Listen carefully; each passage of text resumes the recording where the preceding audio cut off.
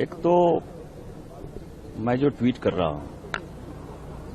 वो जो younger generation है, जेएनजी है,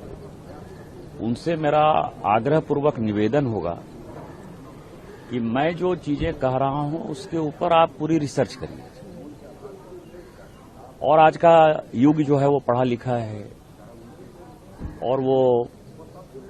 टेक्नोलॉजी के साथ, नेट के साथ इतना जुड़ा हुआ है कि उसको एक सेकंड में पता चल जाएगा कि एग्जैक्टली क्या है। तो मेरा आज के ट्वीट के बाद यही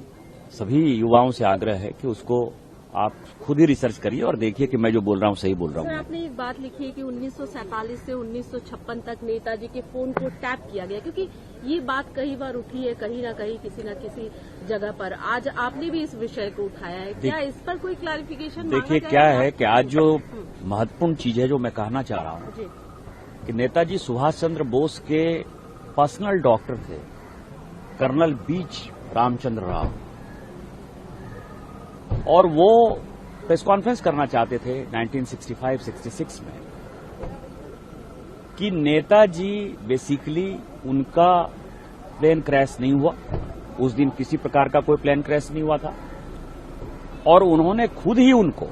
जहाज पर बैठा के रूस की तरफ रवाना किया था। वो उनके साथ थे। और ये जब बात पता चली इंदिरा जी को, तो बैक डेट में, मतलब आप समझिए कि उस वक्त कैसा जमाना था, और मैं बड़ी बात कह रहा हूं, 1965 में बैक डेट में उनके ऊपर केस हुआ और उनके ऊपर एक फालतू का केस, मारपिटाई का केस, ये सब मतलब आजाद हिंद फौज के सेनानी के ऊपर इस तरह के केस हुए। और 2 अप्रैल 1966 को आज के दिन उनको गिरफ्तार किया गया आंध्रा में। फिर 65 के बाद जो है वो 67 में केस हुआ, फिर 69 में केस हुआ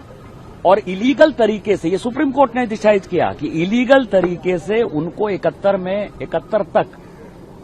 5 साल तक लगातार सलाखों के पीछे रखा गया। उनको यातनाएं दी गई, उनकी मानसिक स्थिति जो है खराब करने की कोशिश की। और जब कांग्रेस ने समर गुहा के कहने पर या उनके दबाव में खोसला कमेटी बनाई सुभाष चंद्र बोस के लिए, तो उसमें जब वो विटनेस 80 के तौर पर आए तो उन्होंने जो बातें कही, खोसला कमेटी ने उसको डिस्कार्ड किया। उन्होंने कहा कि इसकी मानसिक स्थिति ठीक नहीं है। लेकिन आज जो मैंने पेपर डिक्लासिफाइड फाइल जो भारत सरकार ने रिलीज किया है, उसमें साफ कहा है कि सुभाष चंद्र बोस रूस गए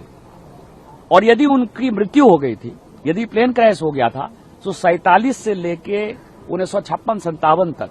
आप उनके परिवार के लोगों का फोन क्यों टेप करते रहे, आप उनका सर्विलेंस क्यों करते रहे, वो भी डॉक्यूमेंट आज मैंने लगाया है। तो इसमें बात यह था कि वो बताने वाले थे कि नेहरू का क्या रोल था, वो बताने वाले थे कि सुभाष बोस जिंदा है तो किसके कस्टडी में है, किसने रख रखा है, वो बताने वाले थे कि 1945 में आजाद हिंद फौज के ऊपर जो बमबारी हुई, उनके सेना के ऊपर जो भारत के लोगों ने बमबारी की, वो किसके इशारे पर हुई, किसने किया, और नेहरू गांधी परिवार का इतिहास क्या है। और ये सभी को जानने वाली बात है कि एक स्वतंत्रता सेनानी, फ्रीडम फाइटर, डॉक्टर